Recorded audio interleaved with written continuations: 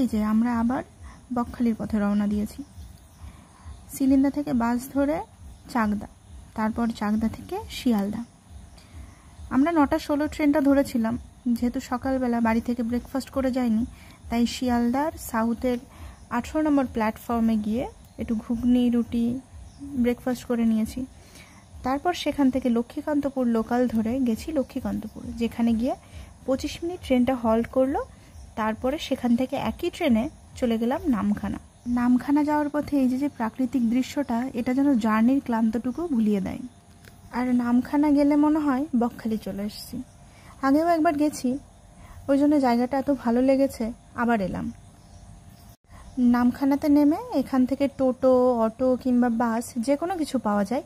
আমরা টোটো ধরে গেছিলাম, বেশ 27 কিলোমিটার মেবি নামখানা থেকে বকখালি। তো টোটোতে ভাড়াটারও খুব কম, আমরা গেছিলাম দুজনে 120 টাকা, হোটেল পর্যন্ত পৌঁছে দিয়েছিল। আর যাওয়ার পথে এই যে ব্রিজটা, এটা যে কী দারুণ লাগে দেখতে। আমরা এই সাগরিকা হোটেলটাতে ছিলাম, যেটা বিচ থেকে মোটামুটি 1/2 কিমি দূরত্বে। এখানকার পরিষেবাও যথেষ্ট ভালো। ব্যাস হোটেল রুমে পৌঁছে গেছি। এখানকার হোটেল রুমগুলো অনেক সস্তা, যেমন 300 টাকা থেকে স্টার্ট হয় নন এসিগুলো, আর এসি নিতে গেলে 800, 1000, 1200 এরকম।